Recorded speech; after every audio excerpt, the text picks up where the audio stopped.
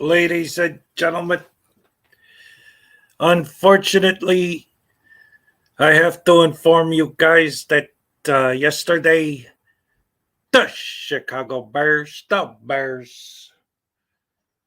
suffered a terrible defeat at the hands of the vicious, vile, disgusting New York Giants.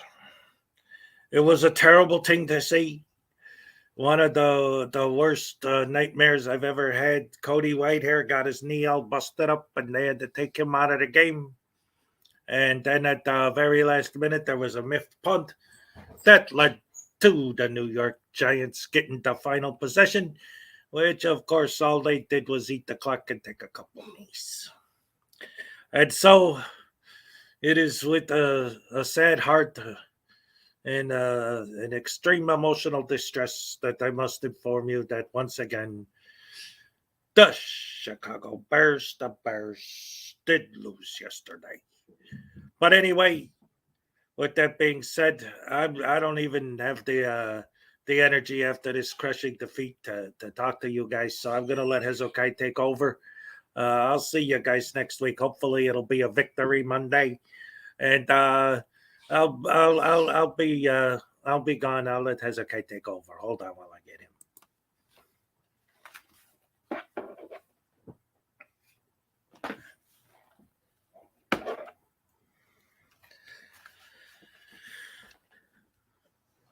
Yeah, sorry about that, ladies and gentlemen. Every Monday I have him do his Bears report, and unfortunately, there was nothing good to say today. What are you gonna do? Good morning, everybody. Welcome to the stream. Welcome. Good to see everybody here today. What do we got? We got Cliff Hickson. I am back. Good morning. Welcome. Welcome back. I am back. Vinoy, hello. Terry Barnes, I am back. Terry Barnes, Vinoy, Ikis, hello. Good morning. Nancy Marcho, good morning. Good to see you guys in here as always. Kim Crawford, hello. Welcome. Good to see you, Jenna Fig. Hello. Let's see who else we got. Carl's Order of the Squirrel. Hello, welcome. Nancy Marcho, Ikis, Carl's Order of the Squirrel. Simone, hello. Or Simon. Welcome. Let's see who else we got here this morning. I think I mentioned Stephanie, hello. Sandy G, 61, hello. Yes, welcome everyone. Glad to see you all once again this fine morning. Glad to have you, and good to see you as always. Yeah, it's going to be an interesting morning. There's a lot of stuff happened over the weekend. We already had some people talking about Chili's latest live stream, which was a freaking nightmare. Not only that, but he's fallen to 4th place in the Grifties now. So I'm going to drop a link to the Grifties once again, and hopefully we could all get in there and put him back in the 1st place where he belongs. The number 1 worst guy on the internet. Let's go. Get up there, drop a vote for Chili. And remember, you're voting for someone being bad, so it's not a bad thing to vote for him. It's a good thing. So yeah, Sandy's like losing to the Jets is like losing copyright strikes to big wuss audits. That's funny. Anyway, Gamer88, hello, welcome, good to see you. So like I said, we got a bunch of things to cover today. This is interesting because I don't wear prescription glasses. I just wear reading glasses for when I'm on the computer. It makes it easier. And I got a new pair because my old pair was literally falling apart, but these are a little bit stronger. But it's turned out to be a good thing because I could actually see the screen better from further away. I think I'm going to have to get a prescription because I'm getting old, dang nabbit. So anyway, there's a few things I wanted to talk about today. The first things first, though, how's everybody feeling today? Nothing. All right. Well, anyway, I'm having a good morning so far. The weather isn't a nightmare for once, which is beautiful. Thank you, Jim. Thank you. One of the things that I've noticed after the aftermath of the hurricane, it got cooler outside, so that's actually kind of nice. It's usually very hot and sweaty out here. I keep saying this, but I never actually do it. I got to trim this stupid beard. Every time I look at myself on the screen, I'm like, wait, what? It's weird. I think I've said this before. When I look in the mirror, I'm like, okay, everything's straight. I look good, no problem. And then I go in the air and I look at myself on the image and I'm like, my mustache is crooked. My beard is funky, everything. I just got to trim it up. That's all. So let's start with this appearance that Artie's Corporate Fiction had on Sovereign Soul Unchained Mind on his panel last week. And I kind of talked about it a little bit yesterday because I guess it was like Saturday night or something, whatever. But um, it was either Friday or Saturday, but that's beside the point. So one of the things I went back and watched it again, and well, here's the thing. All right. So this dude Ryan, who I guess is Sovereign Soul's son, kept talking over Artie, right? And he's quoting court cases out of context and, just going on and on like he always does. I was on that same panel once myself, and it's Ryan was doing the same thing to me, right? Every time I tried to say something, he'd be like, "Oh, but," and I even saw him get booted from a panel once because the same panel because he would like somebody would say something, and you know how these guys take words and they use their own sort of definitions, right? So if someone would say, "Well, yeah, when I was driving, I got my license from the state," and he'd be like, before the guy could finish his sentence, he's like, "What do you mean by state? Define state. Who's the state?" Right? Stuff like that. Like just always, yeah, Juan Galt was on that panel. Yes. So he kept, interrupting and blah, blah, blah. And then when I was there, he was doing the same thing. And then when Artie there, he was doing the same thing. But the difference is Artie didn't put up with that nonsense. Artie would actually pull up the law that this guy was misquoting, and he'd look it up and say, "Hey, and since he's a lawyer, he was able to address what Ryan was saying from a different point of view, And Artie wasn't finding any of the quotes Ryan mentioned. So Ryan kept talking over Artie and saying the same nonsense over and over and over and over, and getting more and more frustrated because every time he would say something, Artie would look it up and he wouldn't find it. And there was some discussion about whether or not they were just looking at different sources, and maybe that's why they weren't finding it. But what ended up happening was that this Ryan kid, anytime he would say anything, Artie wouldn't just accept what he said as fact because he said it. He, and then because of that, Ryan just kept getting more and more angry. At one point, he's like, "Man, I'd like to choke that guy," right? Because he's getting so mad that Artie's not finding his nonsense. And eventually, he got so upset, he just said, "Dude, I don't need to talk to you. You're just some Jewy lawyer. Who cares what you have to say," right? And once he said that, that was basically it. Like that was unacceptable. Like you can't talk that way. That's, getting into anti-Semitism. That's wrong. So that pretty much shut the whole thing down right there. If there was any credibility in anything he was saying at all, he threw it out the window when he said that, right? But I went back, because I covered it Saturday night. And then I went back again and watched the whole thing another time because I noticed that Artie was talking, right? And this guy, Ryan, kept talking over him. But I'm like, well, wait a minute. Artie was saying something, right? So I would go back and I listened to it again, trying to catch, like, beneath this Ryan guy arguing, what Artie was saying, what points he was trying to make. And when this guy said, "Oh, well, I can't talk to you. You're just a Jewy lawyer," what Artie said at that point was okay, so after the discussion about whether or not the the whole discussion before about their sources and whether or not the fact they were using different sources is why Artie wasn't finding what Ryan was quoting. In reference to that, Artie was saying, "Oh, I figured it out. You're looking at the transcripts. I'm looking at the findings. The transcripts don't matter. It's the findings that matter." And that was what triggered Ryan to say, "I can't talk to this guy. He's just a Jewy lawyer," right? Well, I thought about that. Like, what was the point Artie was trying to make there that Ryan would not allow him to make, right? And then I thought about what he said about, well, you're reading the transcript. And then I thought, well, wait a minute. When Chili DeCastro talks about Terry v. Ohio, he always talks about the transcript. And they recorded it, and he actually plays the audio recording of the arguments made in court. And then I started realizing, well, wait a minute.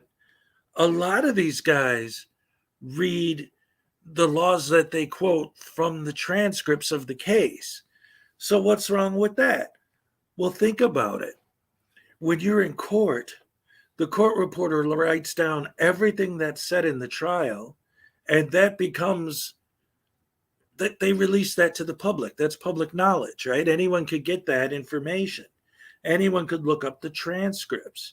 In other words, if I go to court and I'm in court, what's up, Pac? What's up, FN lawyer? If I go to court and I'm in court and I testify that I don't need a driver's license because driving and traveling are two different things, me saying that is going to be taken down by the court reporter. Me saying that is going to be in the transcript. Then some sovereign citizen or some whatever, frauditor, somebody can take that transcript and say, see, right here in open court, it says, I don't need a driver's license because I'm traveling, not driving. That's the problem with using the transcript.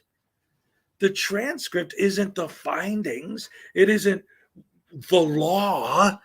It's just the arguments that were made in court. But that doesn't mean that ultimately those arguments won. So that's why Artie was trying to say, you're reading from the transcript. That doesn't matter. What matters is what the actual findings were. And that's what I'm reading from. And that's why I can't find these quotes you're talking about. And that's when the guy got frustrated and left. So I thought that was actually a very important distinction because, again, when you look at the arguments all of these guys make, when you look at the arguments that Chile says, right, listen to the Terry v. Ohio transcripts, the arguments don't matter. What is said during the trial isn't the point. It's what the final resolution or the final holdings, like FN lawyer just said, in the trial were. And that really opened my mind a lot because, again, I always knew that there was something wrong with these arguments. But after hearing Artie say that, it kind of put it on a different perspective for me. Like, yeah, that's the problem. These guys are quoting stuff from court that you could look up yourself and find. And it's like, oh, yeah, you're right. They did say that. But that doesn't mean anything. That was during the trial. What was the final decision? That's what matters. If the judge says you're wrong, right, and so-and-so wins. And then, anyway, there's that. But then, how many of you saw Val Venus talk to Frauditor Troll yesterday? Because that was amazing. That was like, hey, I got this famous wrestler on my panel because he's a frauditor now. Oh, and it turns out he's an anarchist too. Angry Cat, hello.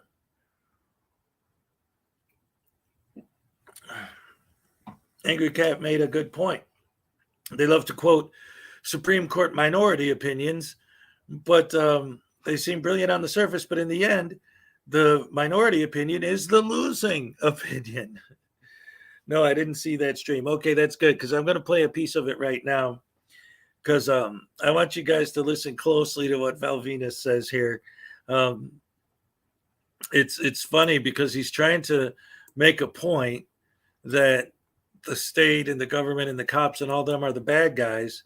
And then right here, I'm going to play it right now. He specifically says that he purposely goes out of his way to get pulled over on purpose. Check this out. Something you should know. I intentionally get traffic tickets and I intentionally go to court. I post all the recordings on my YouTube channel.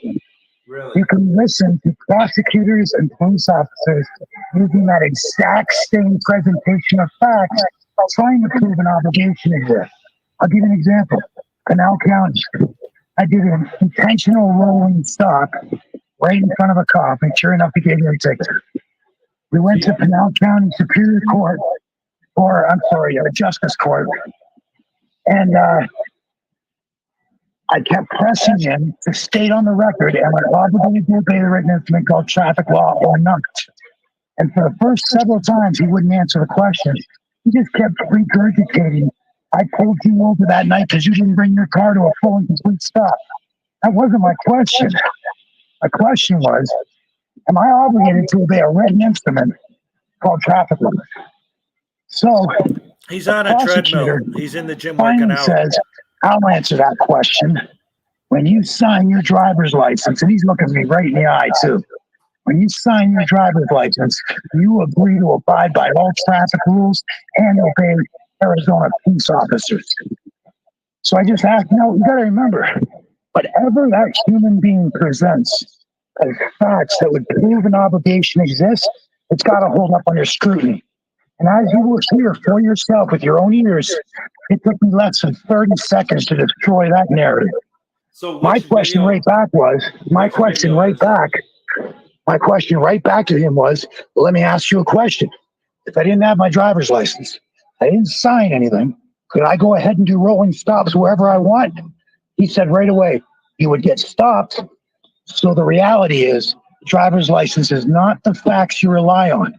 That will prove an obligation exists for me to obey that written instrument called traffic law. And he stumbled. You'll hear him. He's like, oh, yeah, it was never the facts, sir. The facts were you didn't bring your car to a full and complete stop. I am undefeated in the courts. Who else do you know? I'm threatened to show up at trial because if I don't go, they'll issue a bench warrant for my arrest. So there's a real threat by human beings calling themselves government for me to show up in their courtroom. All right. So I wanted to point that out, that he intentionally states that, he gets pulled over on purpose, but also the fact that he said I'm undefeated in court. And then I went back after that was over and I looked at some of his videos, and guess what? I bet you'll never guess what he's talking about when he says he's undefeated in court. I'll give you two options. Is he talking about being undefeated in court because he won every case based on the merits of his argument? Or is he saying that his cases have a tendency to be dismissed due to the fact that he's wasting so much of the court's time that they decide that it would be cheaper just to dismiss the case? How many victories does he have versus how many dismissals, which is not a victory, does he have?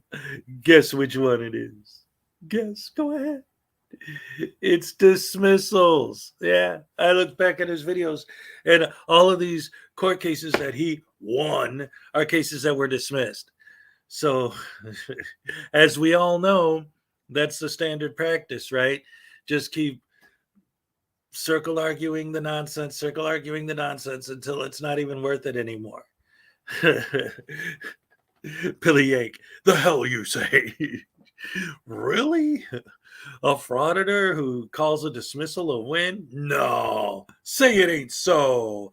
Yep, that's exactly what happened there. Unbelievable. Oh man. Yeah, it's crazy. Yeah, these guys are nut baskets. I can't believe they lie. These guys? Nah. Anyway, let's take a quick look at a little bit more of what he had to say, and then we'll get on to something else. Just because some of the stuff he says is so funny, and he had too many pile drivers. Yeah. Well, if you remember, when Val Venus was wrestling, legitimate steel chair shots to the head were still legal, and he took a lot of them, and you can tell. Here we go. Oh my goodness. Who else do you know that has threatened to show up and then gets surrounded by 3 cops and escorted right out of the court, out of my own trial, and I still won the case? It's all up on YouTube. But you guys don't want to listen to it. You guys want to take bits and pieces and act like you know it all. You guys don't know shit. Nothing. Yeah, but so point it out. Every word that comes out of your guys' mouths, I can tell, is the public education system talking. That's another point you were talking about. So you're blaming the teachers for Absolutely everything that's going on, right? Absolutely. So it's the teachers' fault for teaching how to live in society and how to follow the law, right? Is that what you're saying? Well, okay, you can spin it that way, but here's the reality. My only obligation is the same as your only obligation, and that's to drive safely and not cause any harm. But for government, humans in government, to go and put a sign on the road that says 65 miles an hour, and if you go 75, it gives them an excuse to rob you, you should really think more of yourself than to be a subject to some tyrannical extortion racket from a ruler. Well, I mean, there's a reason why you shouldn't speed, right? There's a reason. There's a reason why you shouldn't speed, because then you have less reaction time to avoid an accident, and that's why there's good. I agree. Yeah. I agree. I think speed signs should be suggestions and not be used as an excuse to extort the American people. I think now if somebody's driving super fast where people are concerned, which I've seen in my lifetime a few times, I'm sure you have too, people call the cops. That's when they should come. But they shouldn't be sitting there with a gun, with a radar gun that says, "Oh, you went 10 miles an hour too fast. Now we're going to rob you $300." Get the hell out of there with that stuff. Well, that's when you have every right to make them prove their claim. You're obligated to obey the stupid little written instruments. But that's a deterrent, right? That's why there's also. I don't care if it's a deterrent. A deterrent is no excuse to set up an extortion racket and make crimes against humanity. Like, what do you think of DUI checkpoints? Let me get your opinion on that. I think it's a violation of the Fourth Amendment. If you're not suspected of committing a crime, you shouldn't be searched. There's a point coming up soon that I want to. They suspect everybody discuss further drunk when we're driving. done That's watching the this. whole point of a DUI checkpoint. Like, And especially. you're okay with that? Are you okay with human beings in government just seeing you driving and saying that guy might be drunk and I should pull him over? Well, I'm not. I'm okay with them preventing accidents, because especially around Christmas. Okay. Now tell me one time in your entire life that you have ever witnessed a cop. Okay, first of all, I want to say this before we get into the next thing he's going to say, which is the other thing I want to address from this. Right now, he just said, well, what about DUI checkpoints? And he said, oh, so it's okay for a cop to pull you over because he thinks you might be drunk? Well, first of all, if you're swerving all over the road and driving dangerously, yes. But he said a DUI checkpoint. He specifically said that. A DUI checkpoint is not a cop randomly pulling people over to see if they're drunk. You're stopping at the checkpoint. You're not getting pulled over. It's a different thing. But once again, frauditors create false equivalencies. Now I'm going to rewind it a little bit so that we can hear the full context of the next thing he says, because it's the next thing I want to discuss when this is done. Let's go back. One should pull him with human beings in government. Just seeing you driving and saying that guy might be drunk and I should pull him over. Well, I'm not. I'm okay with them preventing accidents, because especially around Christmas. Okay. Now tell me one time in your entire life that you have ever witnessed a cop prevent an accident. We can't tell, because they don't prevent accidents. No, they come to clean up the mess and take a report. We're not wizards. So if he pulls away a drunk driver, we don't know if that drunk driver would have caused an accident. We're not wizards. That drunk driver was arrested. So we cannot see the benefit, obviously, because the guy's in jail. So that night, he wasn't driving anymore. So you think people's rights are subject to how a cop feels? No, I think people's rights are subject to laws. Like, if you're driving drunk, you should be pulled off the road. It's dangerous. You have less reaction time. Friggin' witnesses disappearing. I agree. But here's the problem. When you go to court That human being that's been arrested has every single right to ask the question, am I obligated to obey those written instruments called traffic laws, and then force the state to prove their claim? And they can't. They have nothing except the use of intimidation, coercion, and force. And that's criminal. Yeah, well, I don't agree with that. Definitely don't. Like, I think the laws are fine how it is. Like, if you're speeding, you get a ticket. Next time you're thinking twice about speeding. If you're drunk driving, you could get arrested. Next time you're thinking twice about it. Like, I have So, All right, so that was the other thing that I wanted to point out. An effing lawyer just pointed it out, and so did Troll at the time, right?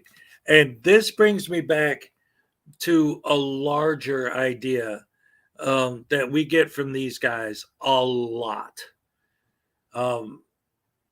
I've heard so many people, Rogue Nation, Chili, all these guys, make this argument that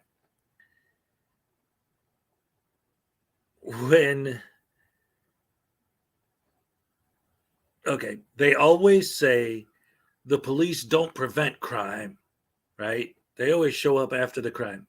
Well, wait a minute. If they prevented it, it didn't happen. So you can't point to a crime and say, hey, the cops prevented that crime from happening, because if they prevented it from happening, it didn't happen. So it doesn't make any sense. If they pull a drunk driver off the road so that he won't kill anyone, and then he doesn't kill anyone, you can't say, well, the cops stopped him from killing somebody because, see, there's the dead guy that he killed. Like, the argument makes absolutely no sense. And they were using drunk driving as an example, but I'm thinking of it in terms of all of the arguments these idiots make. Cops don't prevent crime. How can you possibly say that? If they prevented it, then it didn't happen. And if it didn't happen, then that's a good thing. But you can't point to a specific crime that didn't happen. It's ridiculous. Again, it goes back to the whole Terry v. Ohio thing. Well, how do we know they were going to rob the jewelry store?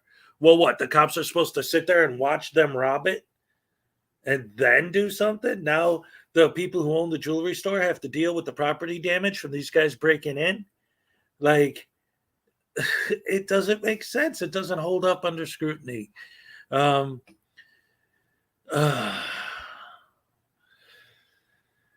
It's ridiculous. And I've seen, and Candy Archibald, hello, welcome, mentioned that we've seen videos of cops pulling over drunks and stopping them. And sometimes you see these videos of the bookings, right? And they're like, okay, I want to see if you're okay to drive. Say the ABCs. Okay, LDRGMAQ PZYDRMU.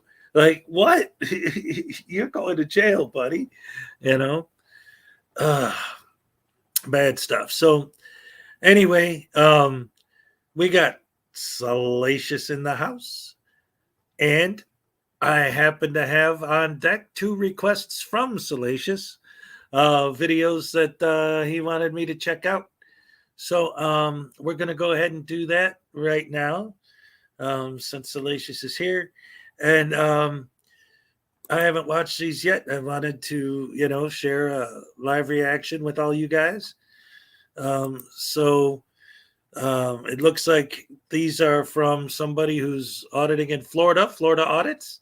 And since I'm in Florida, he's like, hey, you might find these interesting. So let's go ahead and take a look. Let's see what we have here. And it looks like we're going to start with an arrest video, because those are always fun. And it's called Arrested for Filming. So let's see if that narrative holds up.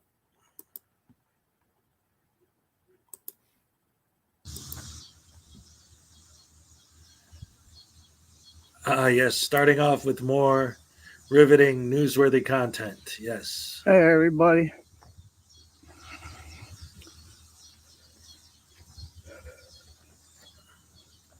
Was heading into town today.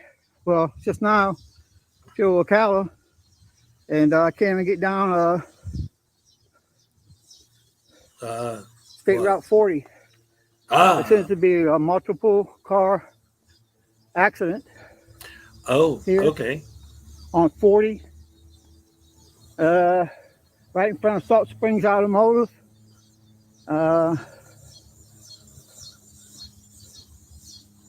Wow. Two vehicles for sure. Looks like it's happened some time ago. Everybody's been transported. Wow. Looks like everybody's hit the windshield. Highway Patrol's here now. No. What do you mean no? No. What do you mean no? Go away with the phone or I'm going to take it for evidence. Go. You ain't taking shit from me. Go. You ain't taking shit. You violating my rights? I'm not. Get out of my fucking Go. face. Get out of my This is fucking... a crime scene and So you can't what? be here. Take the Go motherfucker away. off then. Go away. Who am I If speaking you don't with? leave, you're going to go to jail. Who I'm am I telling you speaking right with? now. I want to know who I'm speaking with. You're speaking with Corporal Justin Bard of the Florida Highway Patrol. This is a Okay, criminal that's- scene, and I'm telling you Criminal to get off. scene. Have An some accident is a respect criminal and scene. go. Criminal. Let's go. Give me my Let's phone. go. Wow. that was quick and easy. That's wonderful. Oh man, too bad we don't have more cops like that. Holy crap. He just like, I'm not putting up with your crap, and that's it. And based on his reaction, it seems like his assumption was that it was just an accident. But we don't know the details behind it. The frauditor doesn't know the details behind it. And yes, Edward makes a point. There may have been fatalities. Also saying it's a crime scene. I mean, maybe the cop was wrong, but we don't know. And that's the problem. Neither does the frauditor. They don't know. Maybe it was a drug deal gone wrong. Maybe it was something that was actually involving criminal behavior. We don't know. He don't know. So, and yeah, that cop, he did not fool around. He did not put up with that nonsense. He just said, all right, here you go. Boom, done. So yeah, okay. That was quick and easy. So now let's go to the next one. Thank you for Salacious for sharing that. Let's see what else we got here. And again, you're talking about a frauditor, right? So we know that these guys are disingenuous douche canoes that build false narratives, and so it's extremely difficult to take their argument to heart when you know that all they do is lie and build false narrative. So now let's see if this one has a All right, good everybody, here result. I am Same today. guy. At the Florida Highway Patrol. I believe this is Troop B. I think that's what they call this, is Troop B. Wow. Brilliant.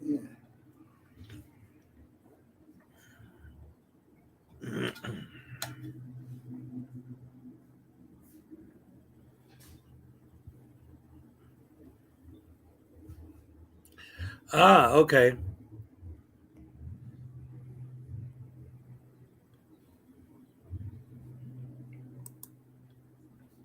One ring, baby. Oh, how are you? I'd like to make a request for an incident report number, and also I'd like to make a report to have the that report sent to my email, please. What's the case number, sir? Do you have I have no idea. It just happened last Thursday. Can I have your driver's license, sir? No.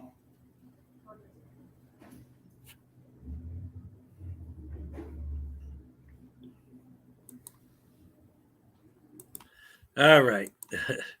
Right off the bat, we're already going to start with that nonsense. So I have no idea what the case number is. I have no information. Okay. So can I get your information so I can look you up and see what you're talking about? No. Oh. Okay. Already they have to start with that. Like, even if it turns out that the cop was wrong, you're going to want to do all your paperwork and all your stuff properly so that you can do something about it. So deciding that you're going to pull the I don't ID crap when you're trying to file a report against the cop doesn't help your case. It just makes you look to more people like an idiot. Yeah, it's like everyone has ESP and knows that. See, that's okay. You know what? That's actually a good point, Kim, because um, I've talked about this quite a bit, but like I haven't really gotten into too much detail with it. But it does seem like these guys. First, there's the basic idea, right? That well, I have the right to do this. And so their rights, because they're holding a camera, become more important than everyone else's rights, right? But also, it's like they're the only person in the world.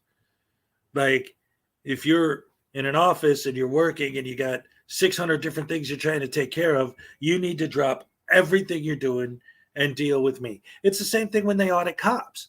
You're in the middle of dealing with criminals and handling situations and doing all this stuff, but now you're supposed to drop everything and sit and argue with this frauditor for half an hour, 45 minutes, an hour about nonsense, right? And you have to do it. You have to. You must. Chelsea May, I covered his live stream earlier. That was one of the first things I talked about. But anyway, so there seems to be this overall idea with these guys that they are the most important person in the world. Like this right here. They walk into the police headquarters and they're like, something happened last Tuesday. Okay, so how many events do they have records of? Well, every single event that the police are involved in, all of them. How many days ago was last Tuesday? I don't know, but they probably have hundreds, maybe thousands of records. And it's like they're supposed to know you and your record. Like they're just supposed, like everybody knows when the frauditor got talked to by a cop. Like they walk in there and say, "Hey, give me my paperwork." Well, who are you? Well, I can't tell you that. Well, what paperwork do you need? The paperwork from the other day. That could be anything.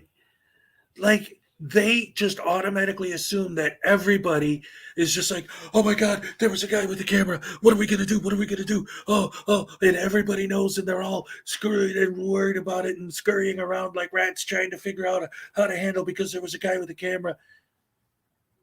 They have no idea what you're talking about. And when you refuse to give them information, and then you're going to, I don't know, I didn't watch this video yet, but I bet he's going to accuse them of not trying to help him when he won't give them any information. How are they supposed to? Because he was the guy with the, hey, Graham, what's up? Because he was the guy with the camera, all of a sudden, everybody in the department must know every specific detail of his case. To where when he walks in the door and says, give me my records, they're just supposed to know what he's talking about.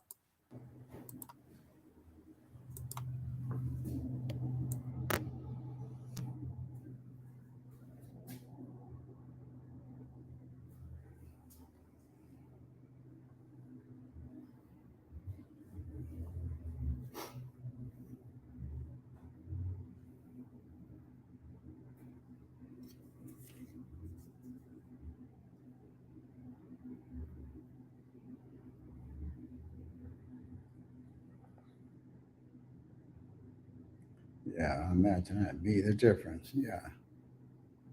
Call the snitch line.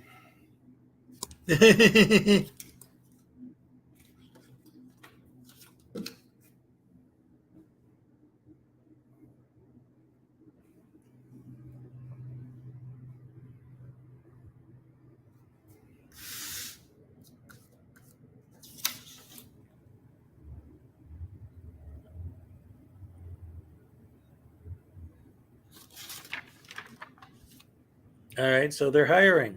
You want to fill out an application, maybe get a job?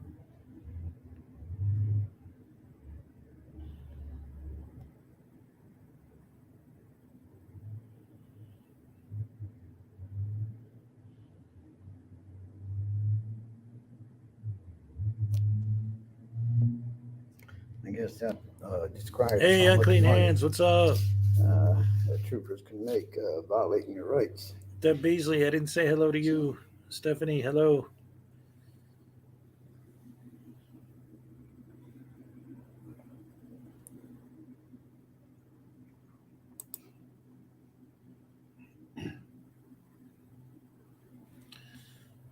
Fast forward. All right, let's see. Just, So when the lady crash comes out, reporting here we go. / reception.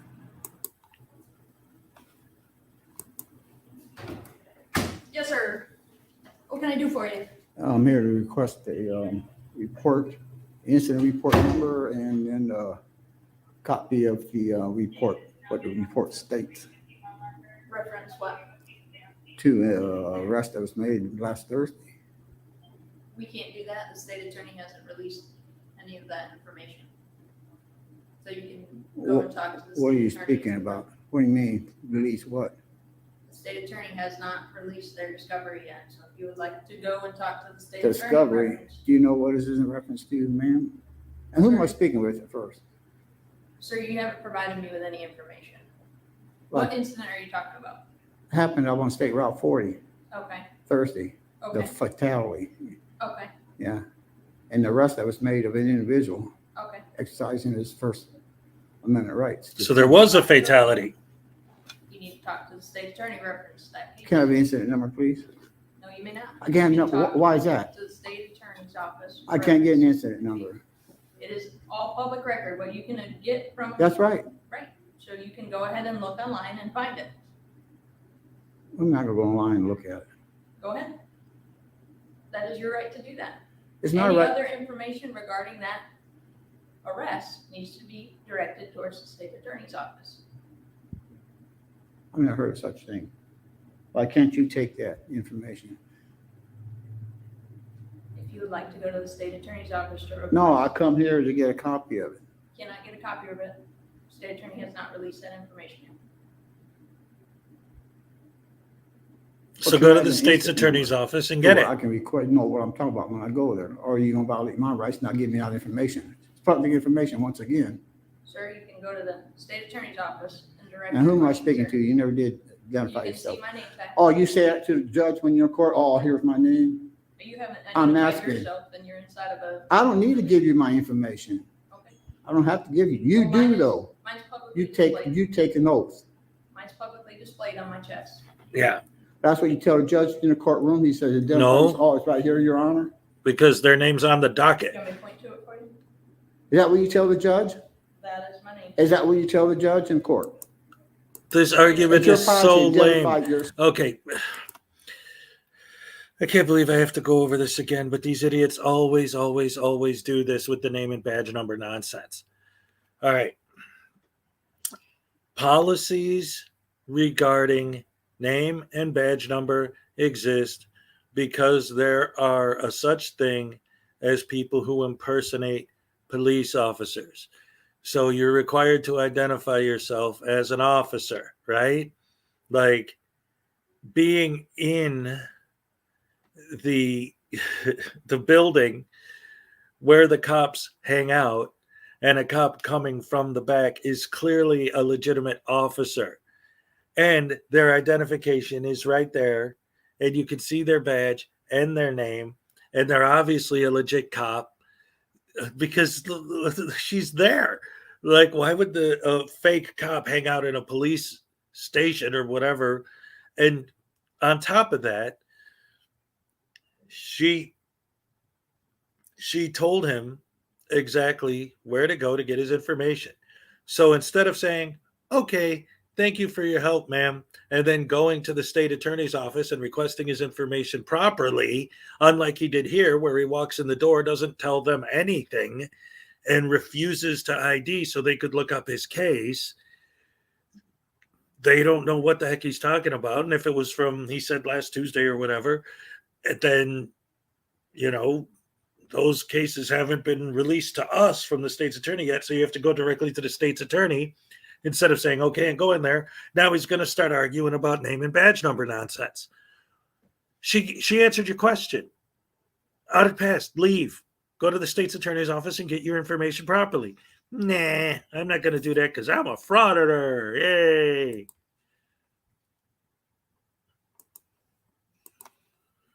Douchebag. Yourself. Do you have any other questions? What if I can't read? You can obviously read. What if I can't read? Why are you being a tyrant? Do you want me to read to you? Why are you being a stop. tyrant? Well, Say say- both. You want the cop to lick say your both. boots. Do you have a badge number or We anything? don't have badge numbers. You don't have badge numbers? Nope. Is there somebody, you're what, corporal? Is there somebody here that I can speak with higher than you? Nope. Because this ain't right. Okay. What ain't You right? come back now during normal business hours, 8 to 5. Well, it's only 4:30. Okay. I'm the only one here. What? I'm the only one here. See, now you're lying to me. I just seen a guy walk by here You said higher than me. and I see another guy. You're the highest ranking member in this building right That now. is correct. This is ridiculous. Y'all gonna pay for this. You're the one who's You're being gonna pay for this ridiculous, I making say, you just don't know. unreasonable demands, There's only. and then acting surprised that problem. they're not complying to your directives. So You're the I'm gonna go to the state tyrant. attorney's office, and if they tell me you're lying, then you'll be listed on the lawsuit too, along with this idiot that arrested me Ooh, lawsuit. for filming from a public area and everything. Be violating my rights by snatching the phone out of my hand. That's assault. Ooh. I'll see you. You got a big one coming. I hope you're lying so I can sue your ass too. I hope you're lying so I can sue you. All right, you see what I get here? Fucking tyrants. Uh, Fucking tyrants here. and they have to deal with effing idiots like you. Fucking tyrants here. Man, that word really has lost all of its meaning. Because they use it so much. Which idiot is this? This Florida is Highway Patrol. Florida Marion County, audits. Florida. Um, Doesn't say anything about trespassing. that's it, right? Yeah, Florida audits. All right, Salacious, is that it? Does anything else happen There's in no this one? signs here, but I'm not gonna get that far. We'll make a quick exit getting out of here. You're So a that's warning tyrant. Part of the situation, I got some. Yeah. Thank you for sharing that there, Salacious. That was cool. Yeah, and I like the way that 2 videos in a row of no nonsense cops who don't put up with BS from these idiots. I love it, love it, love it. That was so nice. Refreshing to see cops that don't put up with the BS, because there's so many videos where these people will argue with the cops. You know, sorry, hold on. There we go. 45 minutes, an hour, sometimes longer, just arguing with the cops over a bunch of nonsense. And what ends up happening? They just waste time and waste time and waste time. Yeah, that's too dark. I'll put that back on. And what ends up happening in the end is they just waste time and resources by arguing with the cops. And then so it's kind of refreshing to see a cop just say, hey, don't film or you're getting arrested. What do you mean? All right, handcuffs gone. Yeah. Back to the whole tyranny thing. Like, once again, because these guys always just throw that word around like it's so terrible. What was it that Rogue Nation was saying to Frauditor Troll yesterday about tyranny?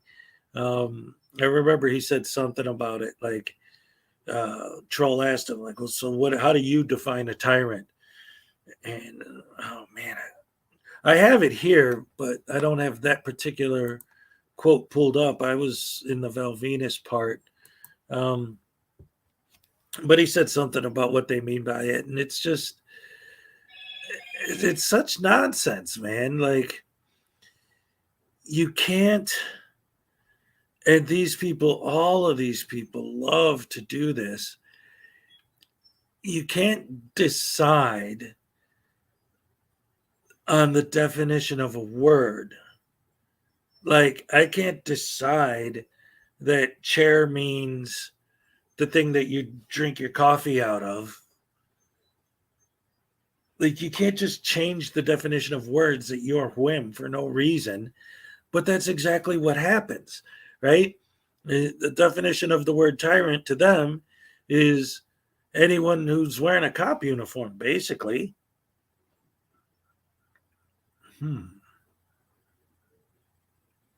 Tyranny is when the cops take your rights. That's a question. Yeah, that's a good question. I'd like to see Frauditor now, and this is another thing that goes back to the arguments.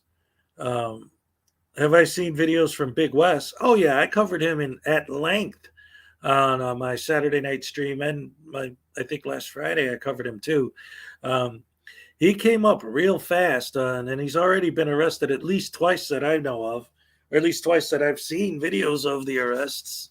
But yeah, I've heard that he's been arrested even more than that, but I've only seen 2 of them myself. But yeah, like that guy, Big West, my all-time favorite moment from him, and like I say, I'm gonna eventually cut that bit where he's talking into the card reader like it's a speaker, because it's so stupid. Oh my goodness. Wait, somebody was referencing what Rogue said. See, I got attacked by a bee, arrested 3 times, attacked by a bee once. Yeah. Let's see. Stephanie St. German was talking about what? Tyranny is when the cops take your rights, or okay, yeah, it was something like that. Yeah, I almost feel sorry for him, but it's like he decided, he saw videos on YouTube of idiots being stupid and getting paid for it, and thought it would be a good idea to try and do it. So hopefully, that's not going to last long for him, and he's going to learn his lesson quick. Yes, CRA audit getting taken to the ground. That was beautiful in the Big West arrest video. When he's filming the cop knocking his friend to the ground. That was beautiful. The cop just tackled him. Oh, I loved it. But anyway, getting back to the whole tyranny thing, it's like the idea of the cops violating your rights that's what's tyrannical and this and that. But once again, that always goes back to the same argument that I've made over and over so many times. If you're filming and a police officer does something like ask for your ID, then just because they asked all of a sudden makes them a tyrant. Give me a break. Oh man, you go to countries that are run by a tyrannical government and you're not even going to get that far. You'll already be on the ground getting your head busted open with a giant stick. Roseanne, welcome. Zerzu Zyquin, welcome. Mark Stout had a stream on Big Wuss. I haven't watched that yet. Let's see. Speaking of which, I wanted to do a quick update.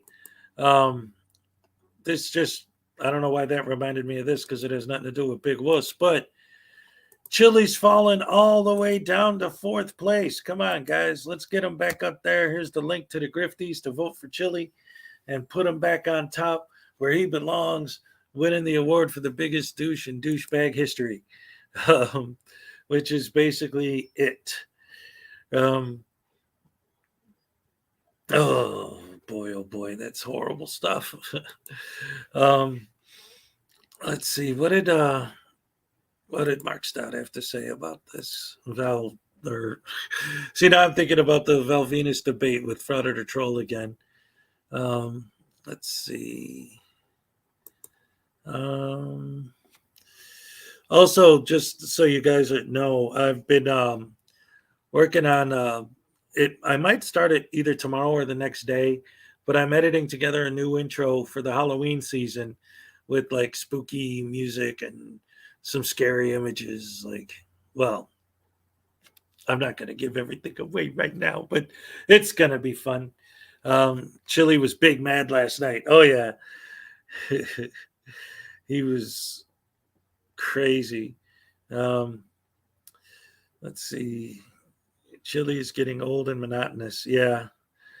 Well, that's why I don't try to cover him too much, but let him win. What was Chili mad about? Everything, as always. He was complaining about everyone coming after him and doxing him and following him in his van and tracking him and all the same old nonsense that he was saying about Kate, but now he's applying it to like the entire universe, I guess. Threatening people, if you find my location based on where I'm going online, I'm going to pull out my gun and show you and blah, blah, blah. It's just more nonsense from Chili. Yeah, but what do you expect from him anyway? Idiot. Just plain old idiocy once again. Chili is already back up to second place. Ooh, let me reload and see. He was in fourth this morning. Let's see. Reload. The Grifties. Chili de Castro. Boom. Voted for him again. All right. Let's see. Here we go. Yeah, when is Chili not heading crazy? Any Frauditor image is frightening. Ooh, Stephanie St. German, you already are thinking on the same level I was. So we'll see. You guys will see when my new my new intro comes out. Like I said, probably tomorrow or the next day. On one hand, I don't want to start the Halloween stuff too early, but then on the other hand, it's like I already started in my life. I've been watching scary movies every day. It's so cool. Like I'm happy that I live in a world now where fun horror movies exist. Because last night, me and my boys sat together and watched Gremlins. Oh, that movie's so good. That's such a classic. And it's like the real scary stuff I save for after bedtime. Just for me and my older son, I'll let him watch the scary stuff. But the baby, well, I mean, he's 8 now, but he's not ready for that stuff yet. He's my 8-year-old has had nightmares about Pokemon, so he's definitely not ready for Freddy Krueger or anything like that yet. But yeah, we're doing the whole Halloween thing. Would love some movie ideas. You've seen so many, like A Nightmare on Elm Street. Yeah, Freddy Krueger. So, Kim Crawford, you're looking for horror movie suggestions? Oh man, I could talk for the next 2 hours just about that. Just listing great horror movies. There's so many. One of the things that's interesting about horror movies is that there's a lot of really bad ones because they're really easy and cheap to make. Because, I mean, if you think about it, you could walk into a Halloween store and buy makeup and fake blood and all of this stuff relatively cheap. So if you're making a movie, all of the props and everything you need to film it is generally pretty cheap. So a lot of people, when they're first starting out, start out by doing horror films because, again, you could throw them together relatively cheap. And as a result, what ends up happening is you get a lot of really bad horror films. So what's amazing, though, is there are a lot of great horror movies that, because they're cheap, they don't look great. But if you actually watch the creativity and the artistry of the people making the films, like Evil Dead 2, right? That's like the classic example. He had no budget, but he was such a dang good director that it was a great movie. Even though some of the effects were so obviously cheap, it was so creative and so original that it became a great movie. You know, The Mask of Red Death and The Nightmare Before Christmas. Oh yeah, I watched Saw for breakfast. um, anyway, well, yeah, Gamer 88, always the original, right? Yeah, Chili's rant was horrible. That was just blah blah blah, same old garbage nonsense. But he keeps like taking it up a notch every time. Like I always say, it's do I follow Svengoolie? I watch him every Saturday night. In fact, I met Svengoolie. I have his autograph. It was me, my son, and my daughter. Let me see. I might have the picture here. I could pull it up when I met Svengoolie. Night of the Living Dead. Well, you know what? The original Romero trilogy, all of it was great. I loved it. Night of the Living Dead, Dawn of the Dead, Day of the Dead. And I actually really enjoyed the Return of the Living Dead as well, which technically can be counted as a legitimate sequel. I guess from the way I understand it, what happened was that, yeah, we did see Big West get arrested. Oh, yes. Good morning, commentator auditor. Good to see you. Let's see. I was just going. Yeah, we're just right now we got off because it's October. We're talking about horror films, and then I was just looking up something real quick I wanted to share. Just going through my files here to see what I got. Where is it? Let's see.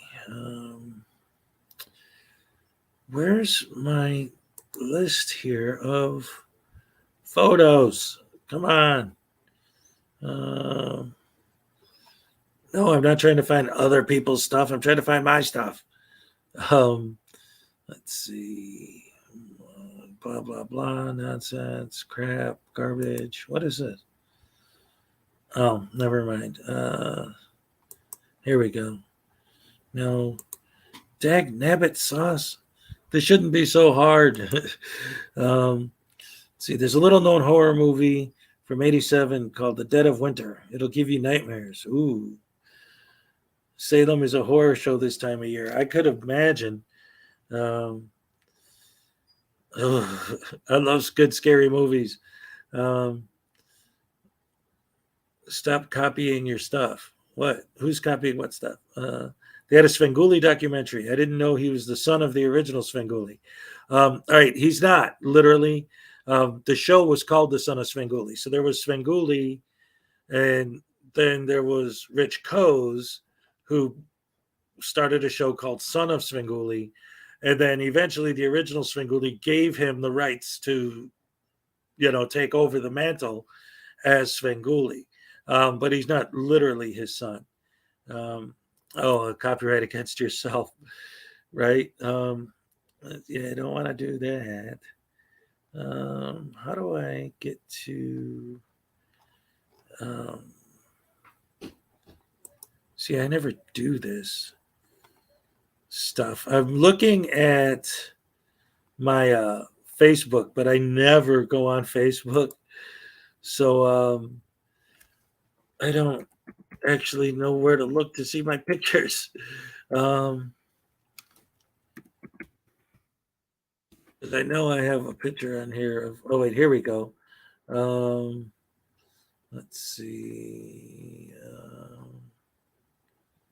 I found them, so now I gotta see if I could find the one I'm looking for.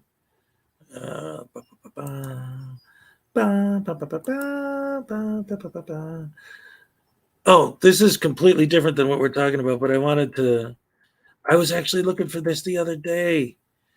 Oh man, I can't believe I just found it now when I was looking for something else. Can I Stupid. Oh, I hate this computer sometimes. No, I'm trying to do the opposite. Why won't this cooperate with me? What the hell is going on here? I'm sorry. Yeah, he dropped the son of Svengoolie part when he got permission from the original Svengoolie to call himself Svengoolie. Let's see. This is a picture. Again, this isn't the picture I was looking for, but did you see the one the plot hole is working on? I know about it. I want to wait till it's all done. My computer is possessed. Yeah, right. Well, this isn't the picture I was looking for, but this is. I like this, and like I said, I was looking for this the other day, so I'll show this real quick. This is a picture of my son with the Batmobile. So I definitely made sure I went and took a picture of him with it. He's a lot older now, but yeah, man, I was like, dude, go stand over there. I'm going to take your picture. And then he actually ended up crossing this rope and touching it. And I was like, don't cross the rope. But if you're going to touch it, do it. Just, that one little second of making contact with it, I figured was technically not a good idea, but it was like, if he's doing it anyway, let him. So there's that. But then let me see if I can keep digging and find the one that I was looking for. Let's see.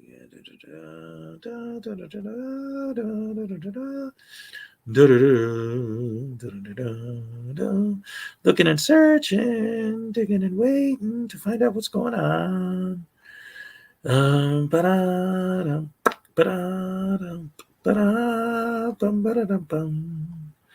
Where the heck is the picture that I'm looking for?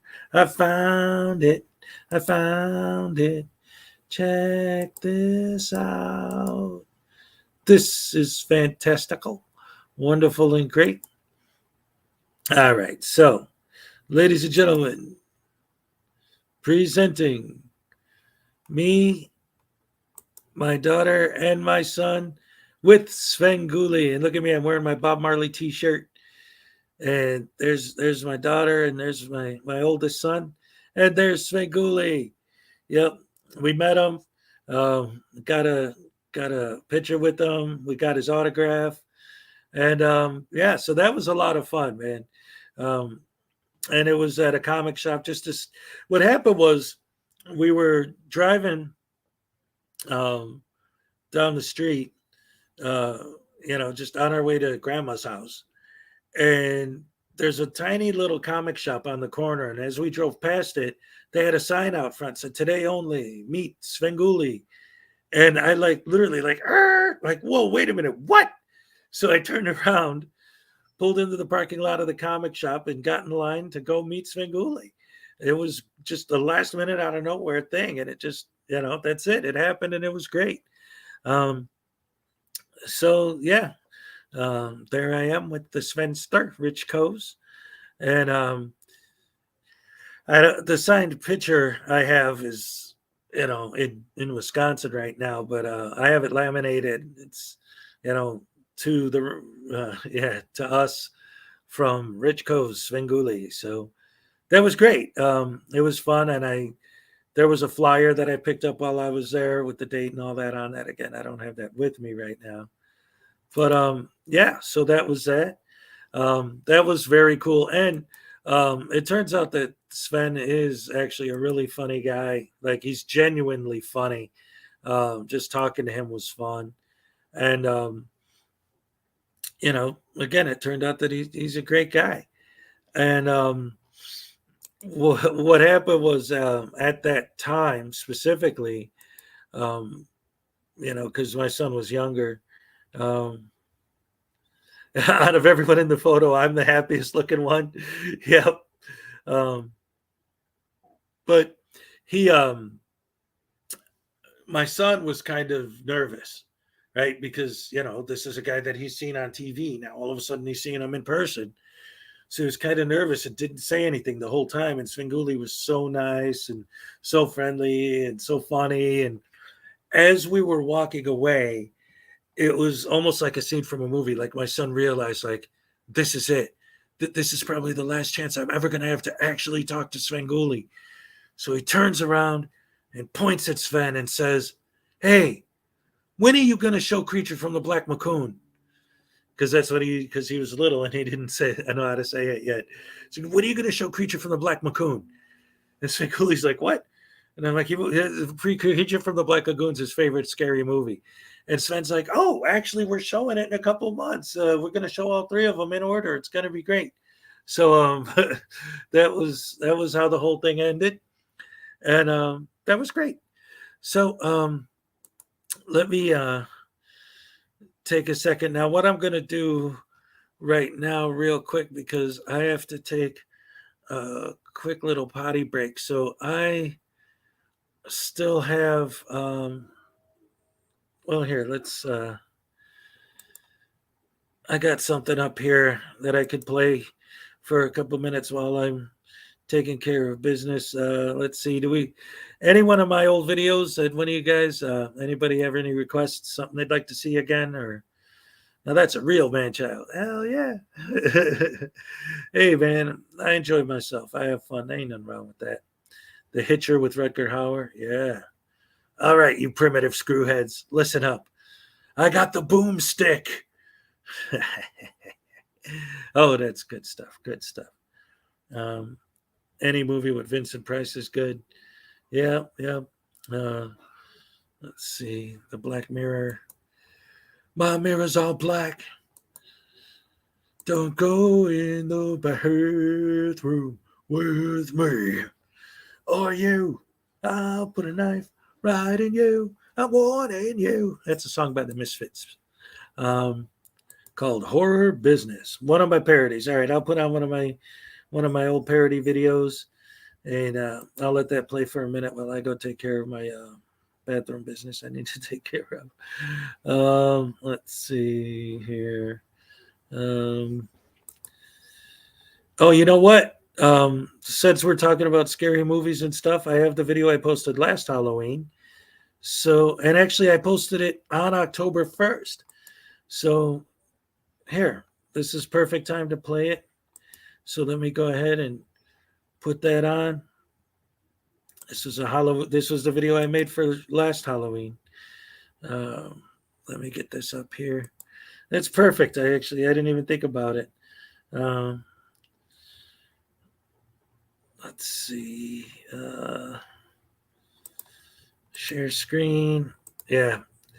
Like I said, that's perfect. I didn't even think about it, but this is perfect for what we're talking about. My video from last Halloween. Hezokuai Halloween, Dusk of the Frauditors.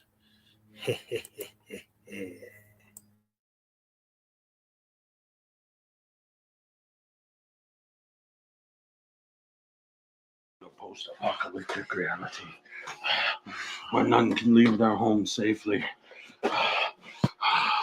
My only weapon, a phone. The battery's almost dead. I barely have enough charges. I need to be able to play copyrighted music. I hope I'll be able to survive. I need supplies. I'm almost out. There's food in the shed. I know there's food in the shed.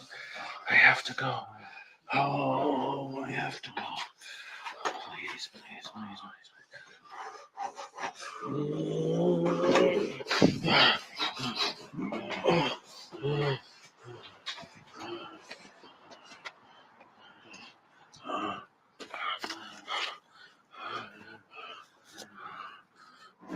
There is no expectation of privacy in public. There is no expectation of privacy in public. No, please, no. If you don't want to be filmed, you should stay home. First Amendment protected activity. You shouldn't leave your homes if you don't want to be filmed. Oh no, copyright. Uh,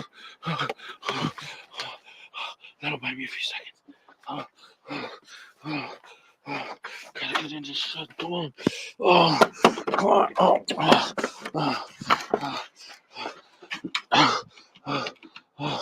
The light outside, not inside. Oh, come on. Come on, where's that supply?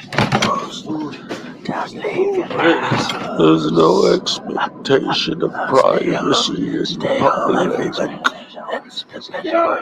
That's the war of freedom. The world where everyone has to be afraid to leave their house. Stop it! No! No!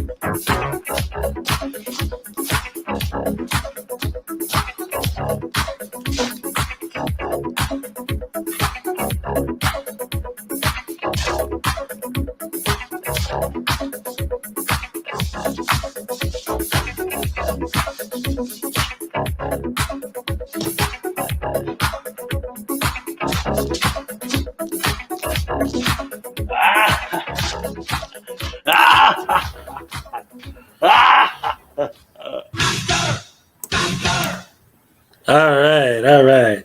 That was last year's Halloween video.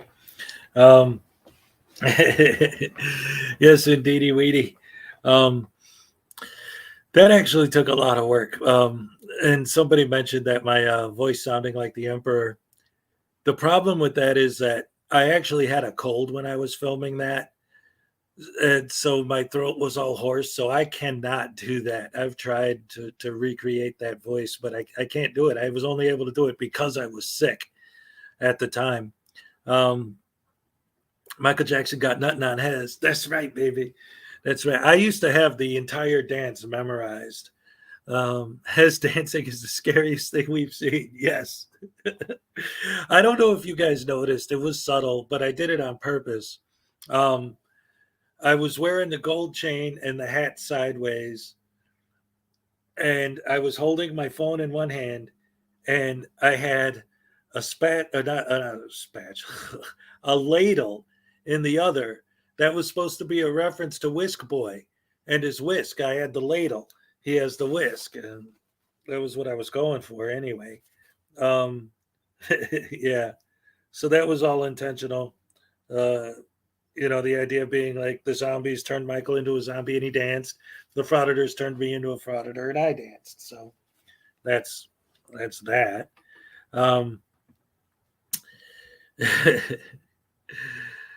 Let's see. Oh, we're still talking about. Oh, I love this. Yeah, somebody said The Lost Boys. I love that movie. That's a great one. Yeah, horror, vampire movie. And it's a vampire movie like the way they're supposed to be, right? Unlike Twilight. It was actually like, the vampires were monsters, not sympathetic people that could walk in the sunlight and do whatever they want and not care. Will Turdbutt instead of Will Turbot. I love it. Yeah, so that was fun. I haven't figured out what I'm going to do this year for Halloween yet. I got to do something. But like I said, in the meantime, I'm working on a little bit of at least my intro for these streams. I'm creating at the moment. I'm working on a new live intro that's going to have, be a little bit more spooky. I was thinking, in fact, since I got so many of my wonderful regulars here today, let me ask you your opinion. I was thinking of replacing because like I said, right now I'm working on doing a new intro for these that's more of like a Halloween themed intro. And what I'm trying to decide is if I should use like some like generic spooky sounds, like sound effects, like whoa, kind of stuff, or a lot of the movies, a lot of the songs that I've written over the years are heavy metal songs, and I always felt heavy metal was a good Halloween genre, and I was thinking of maybe putting some of my metal stuff on there, but I don't know. I'm trying to balance the two to figure out, what I want to throw in there that's really, appropriate. Twilight was an abomination to the vampire genre. Yeah. The the thing that I hated more than anything else about Twilight is that all these movies deep, you finally get to a point where something actually happens, and then it was just a vision the guy had in his head. None of it actually happened. So all of the actual good stuff worth watching never happened. It was just a vision that they gave the guy, and then okay. Music and sound effects. That's what I was thinking, Graham. Like sort of mixing it up. So that's probably what I'll end up doing. The Blob with Steve McQueen was scary when we were kids. Well, that's one of the things that I've been doing, like with my kids, like my 12-year-old, like he's into it. Like he enjoys the scary movies. And I like that because if we were just talking about Svengoolie earlier, he showed Trilogy of Terror just this last Saturday. Anyway, he's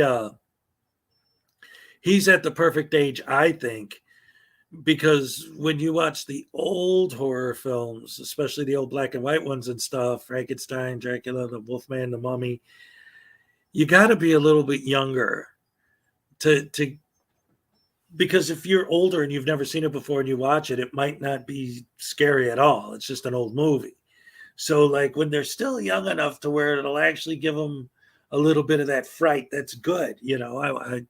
I like that because then they could grow up to understand. And that's one of the things that, hello, Paracord Princess. Yeah, I hate that it was all a dream nonsense. Abbott and Costello Meet Frankenstein. Let me tell you something about that movie.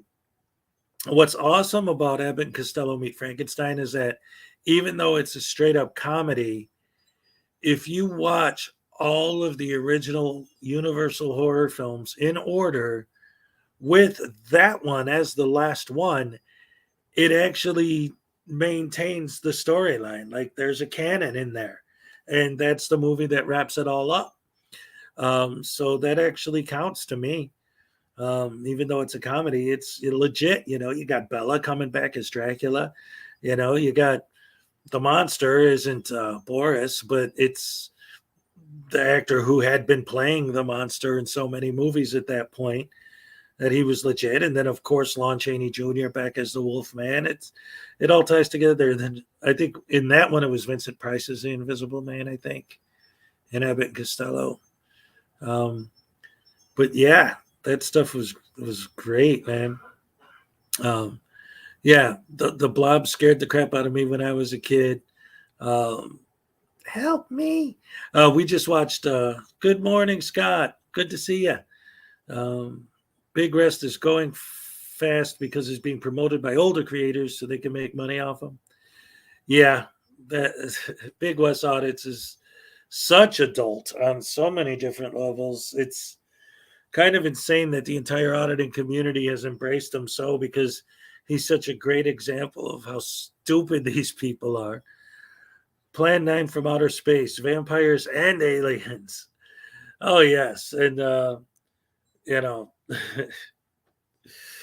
the part where he's crawling out of the grave, but he gets stuck in there.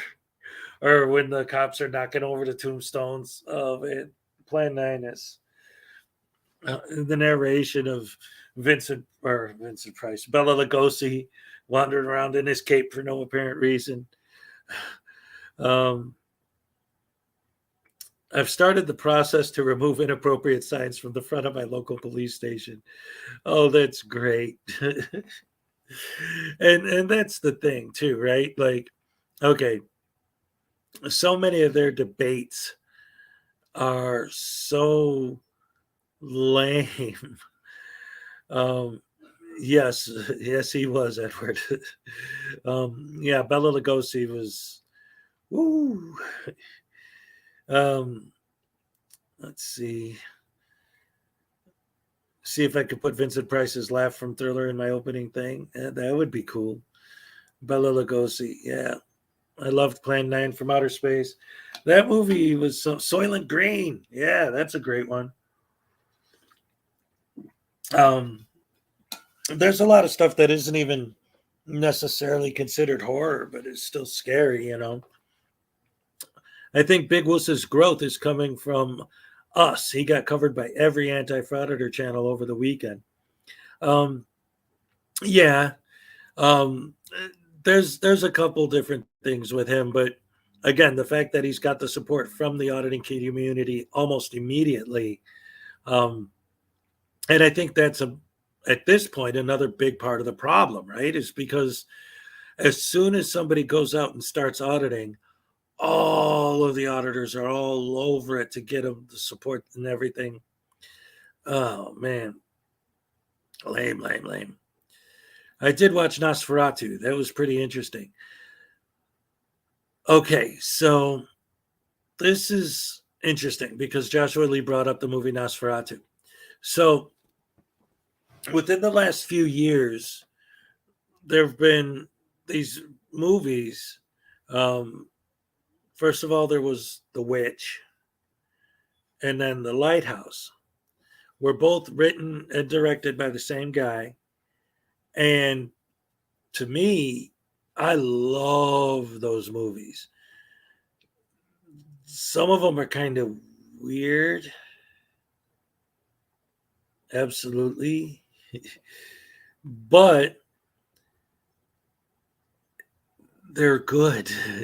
In fact, they're great. The Witch and The Lighthouse are absolutely fantastic movies, as bizarre as they are. Good. Like, why does every movie have to look the same? It's so boring. So I love those two movies. And now I find out that the guy who wrote and directed those, the movie he's working on now is a remake of Nosferatu. So I'm very interested to see what he does with that.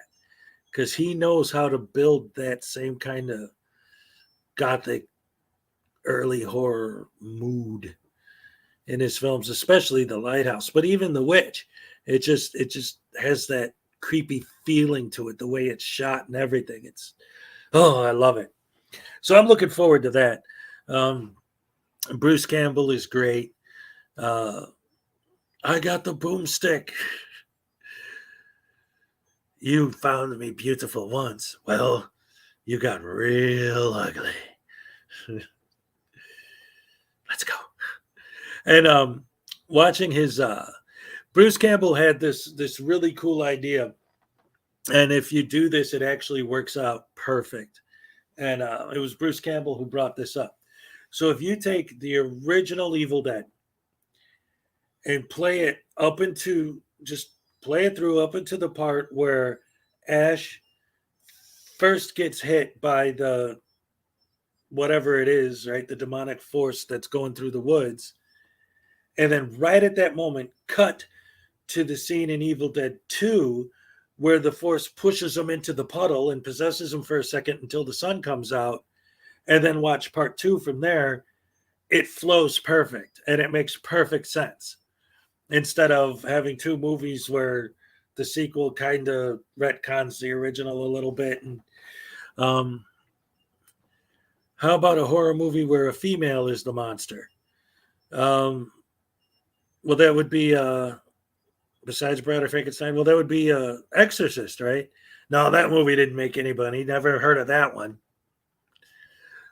Aliens, yes, the Queen Alien. That's technically a female.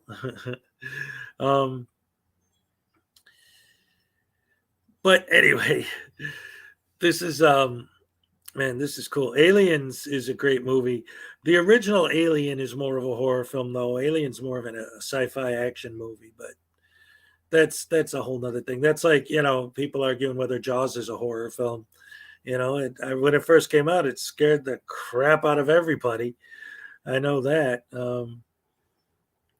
Species, yeah. Andrew Forrest, welcome. If you've not watched Splice, you should. The Exorcist, F and Lawyer, yep.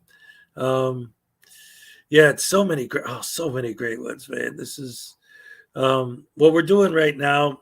Our plan for the month. Again, we've already been watching it. At least one horror movie a day, every day until Halloween. But one of the things that I wanted to do with my sons is we're gonna watch the Frankenstein movies, like the original ones, the original trilogy, which basically the three with Boris Karloff.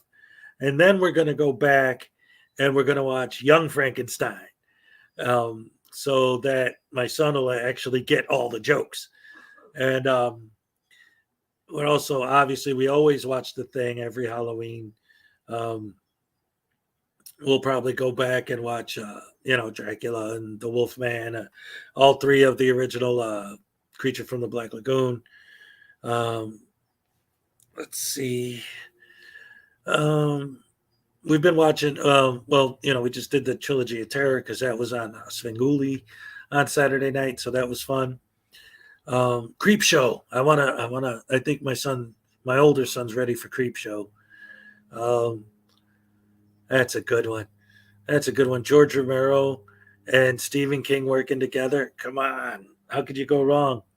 Also, another thing, we've been watching a lot of old Twilight Zone episodes, specifically going out of our way to watch the spooky ones. And my son loves Twilight Zone. So that's fun. It's Frankenstein. My name is Frankenstein. And then he sticks the knife in his leg. Oh, man. And now you can watch The Exorcist on basic cable on a Sunday afternoon. That's how much society has changed. Yes. When that movie first came out, everybody was like scared out of their minds by it. It was great. But that's what happens, right? That's one of the things I was explaining to, like my older son. We talk about movies a lot. And one of the things that we talked about was because we watched recently Psycho. Not the remake. The remake doesn't exist. There is no remake. Never happened. We watched the original Psycho, Alfred Hitchcock movie. And to a certain extent, my son was a bit unimpressed with it. He liked it. But he was like, and I had to try to explain to him that, like, at that time, to really understand and appreciate any older movie, you have to put yourself in the position, the mindset of people who were watching it when it was new, right? When Psycho came out, if you think about it, when you watch old movies and someone gets shot, right, they go, ugh, right? There's no blood capsule. There's no stuff pouring out blood everywhere and gore or whatever. That stuff didn't exist. So when you're watching a movie like Psycho, when you actually see blood, that's insane. Like, for people at that time, that was horrible, but we grew up in a world, he grew up in a world post Texas Chainsaw Massacre. So now that's nothing. The level of gore is risen to a point where they can show anything. They're showing Hannibal Lecter literally eating people's brains out of their head while they're still alive. So things like The Exorcist are mild compared to some of the stuff that you see nowadays, but at the time, that stuff was insane.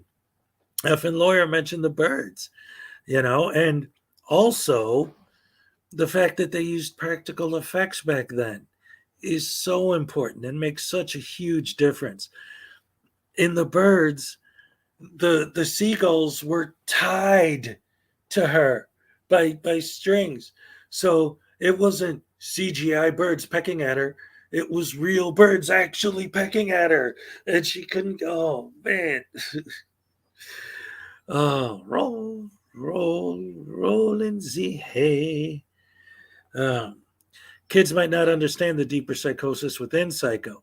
Well, yeah, there's it gets deep. Even like trying to explain to them a movie like The Shining, because kids, well, I mean, not I didn't show it to my little guy, but my older son, we watched it a while ago, and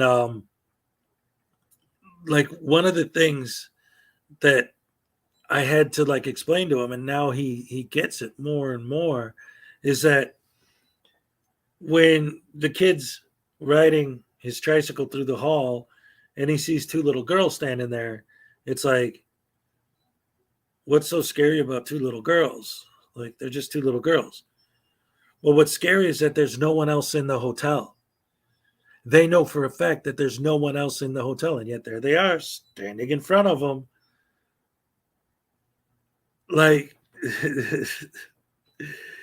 okay, Roseanne Masson mentions Rosemary's Baby. Interesting story about Rosemary's Baby, since I love music so much. The scariest thing I've ever seen is Anne McKenzie press up close. Red rum, red rum. Rosemary's Baby was playing in a theater in England, and this is from my understanding, from what I've heard. I think it's true.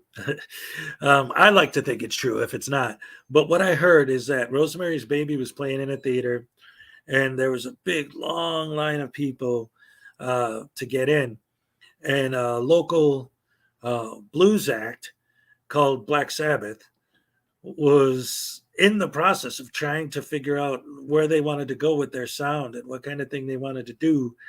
And when they saw this big line of people waiting to get in a theater to get scared, was when they thought, maybe we should do like that, but with music, like purposely go out of our way to make music that scares people, to make horror sound with our guitars. And that ultimately led to the invention of heavy metal. Like I said, I don't actually know how much of that is absolutely accurate, but I love that story. So as far as I'm concerned, it is accurate. Red Rum. And there's always Misery. Yes, Misery's a great one. Also, the chocolate sauce was from Night of the Living Dead, the original Night of the Living Dead. Young Frankenstein, werewolf, werewolf. Yeah, well, like I said, what we're going to do is I'm going to show my older son all the original Frankenstein movies, and then we're going to go back and watch Young Frankenstein so that he'll get all the jokes, all the references. It's also my understanding, and again, for all I know, this might be, what do they call it?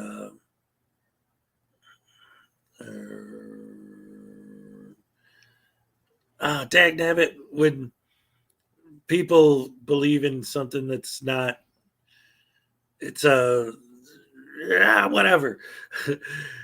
Whether or not this story is absolutely accurate, I don't know.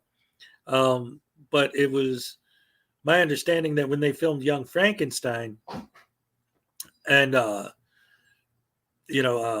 Brooks was trying to scout for locations, somebody actually told him that the original set that it was filmed on still existed at the time. So when they're in Dr. Frankenstein's lab, that actually is literally the same set that they filmed the original Frankenstein in. That's an urban legend. Oh, urban legend is the word I was looking for. Yes.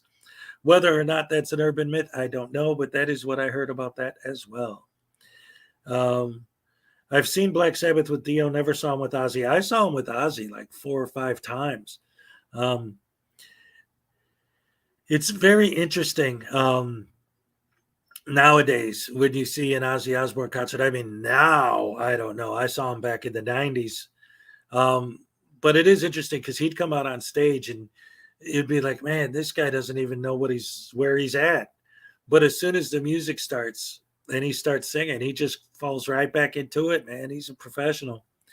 He knows what's up. Brooks used the original equipment, used equipment from the original movie, so it's not an urban legend. Okay, good. Deliverance, yeah, that's pretty scary.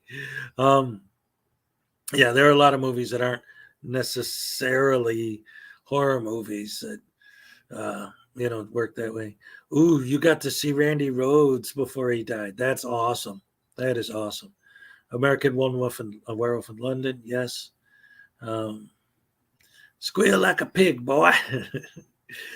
Oh my goodness, yeah. Like I said, there's a lot of stuff that has scary stuff in it, but aren't necessarily horror movies. So on that note, I'll definitely look forward to more discussions about music and movies in the future, and more discussions about these scary frauditors. And like I said, I'm working on a new intro that I'll probably have for tomorrow's stream. The original Halloween is another one that I absolutely watch every October, like no matter what. It's a standard. There are certain ones that absolutely have to be watched. Halloween's one of them. The Thing's another one. Night of the Living Dead, The Shining. Like every October, I have to watch all of those.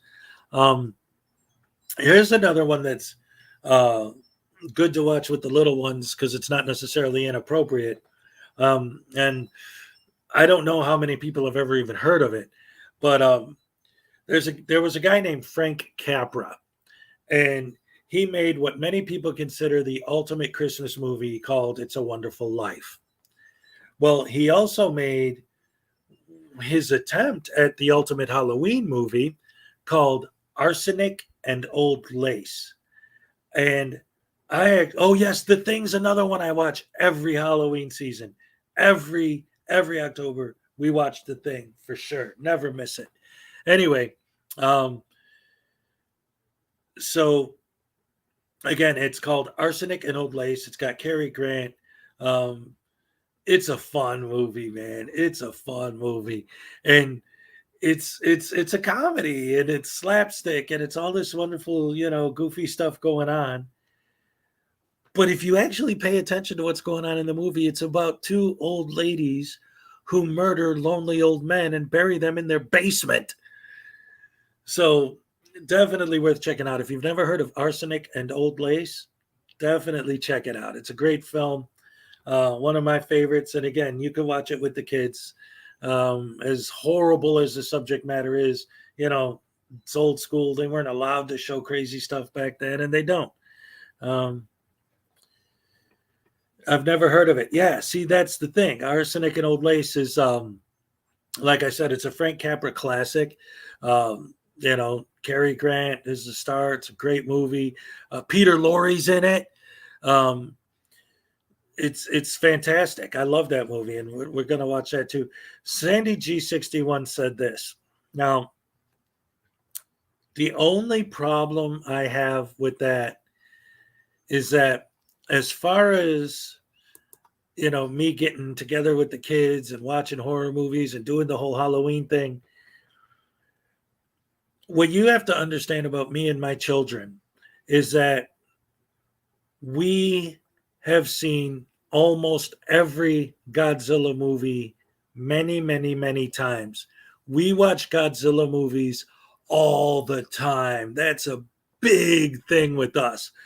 My 12-year-old, one of his favorite movies of all time is Godzilla versus Destroyer. He'll watch that over and over and over. Monsters All Out Attack, Attack of the Three-Headed Monster, Monster Zero. So many. So watching a Godzilla movie for Halloween is like, well, we watch Godzilla movies anyway.